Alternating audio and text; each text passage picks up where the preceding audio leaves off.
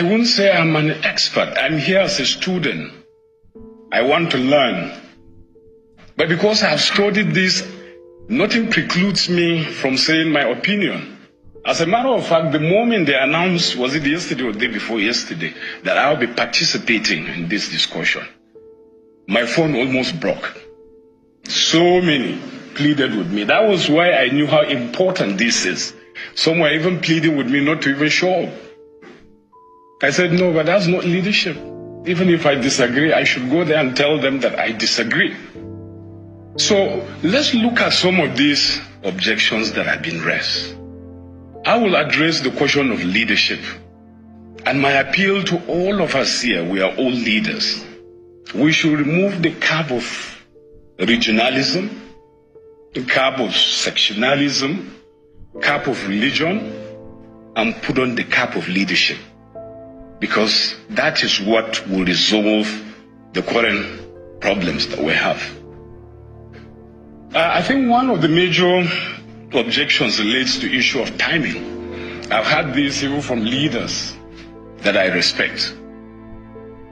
But in leadership, when you talk about timing, the way I have heard them talk about is a tragic misconception of the notion of time itself.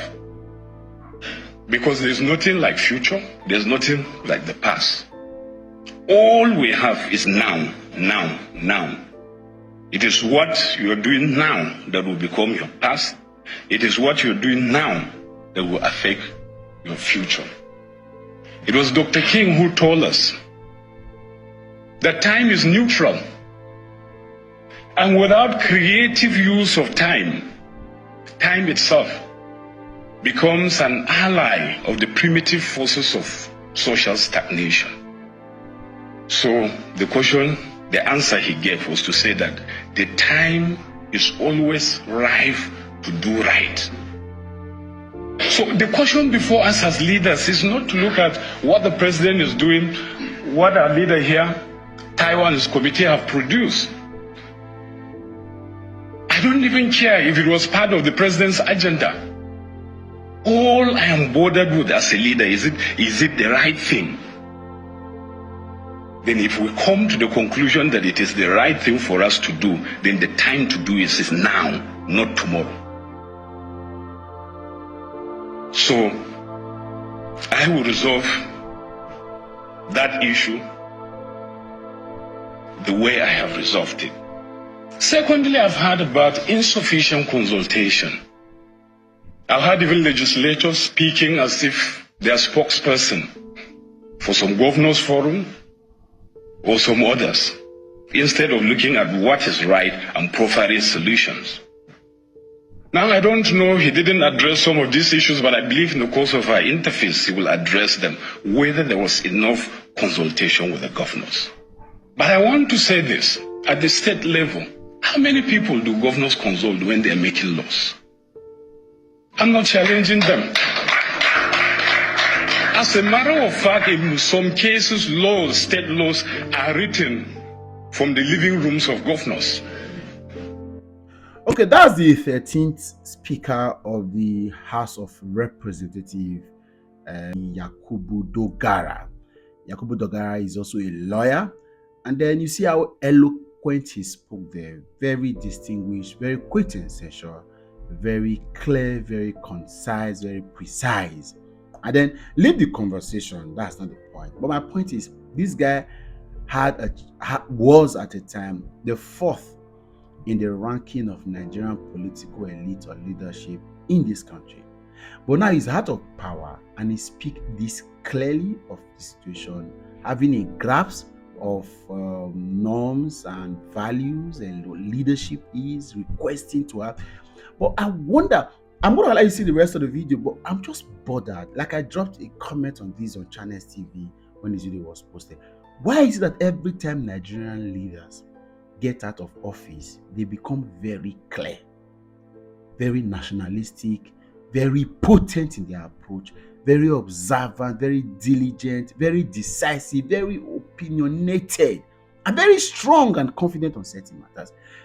Are you saying that Yakubu Dogara did not have a chance to have implemented some of this understanding he had into some of the things that were around? As Speaker of the House of Representatives and being in charge of the Green Chambers that houses more of the representative of the people from Nigeria, over 300 members represented in the House of Reps. So he had the largest contingent of political actors in a single room. Yet we had one of the most docile, most invaluable, most theoretical without practical input legislature in that government. All the rubbish we are seeing now that they are talking about Buhari's government, if the House of Reps, for example, were up to the task of standing for the Nigerian people and the Nigerian state, we will not be where we are. The Electoral Act, the corruption that happened, the abuse of power, the docility, the barbaric, needless policies and programs and projects of the government, all of them happened under your watch, Alhaji Yakubu Dogara. How come you're out of power? And this is not the first time. This is not the first time. Patrick Obayangbo, for example, the grammarian, the Edo politician, for example, was in House of Rep for some years. Left, and then I started seeing Patrick all over social media, all interviews. Oshomole did the same thing when he left as governor of Edo State, and then you hear them and say, "What is like?" Okay, it was Ruben Abati, who is the former spokesperson to Goodluck Jonathan, that said that there are marine, there are power forces in Aso Rock. Okay, that Dogara was in Aso Rock. He probably had legislative chambers to stay. What did it happen? I have asked this question, and see, handle me as a 2-year-old and answer me what is happening to the Nigerian. Somebody says no spell. Another person are corruption. But we have not been able to diagnose the problem. But why is that every time Nigerian leaders get out of power, suddenly they have solution? The David Mark we clap for now. David Mark was a former. As much as I celebrate the efforts of some of these guys, but I say, no, you cannot have this knowledge and say you once were speakers of rep or senate president, and then that government ended without so much effort. That part of the role of the senate was an oversight. Had oversight functions of Nigerian ministries, agencies, parastatals, and departments. Yet, a single person was able to expunge so much money from the government. All the allegations of Sanusi Lamido against Jonathan, which of them did these guys? So, is there a problem? Are we cursed? Is there a spell? Or is it, why come when they get out of power, their eyes become very clear and they begin to talk sharply and smartly? I've never heard Dogara say anything clearly that I can remember that is visited in my mind, at least rent-free in my head, while he was Speaker of Rep. There was a course he embarked on. Femi Gbajabiamila, for example, who is Chief of Staff to President, was Speaker of Rep at some point. And they say, what happened? So my worry is,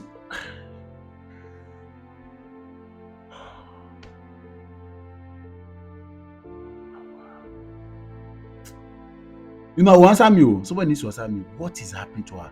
How come when they leave power, they become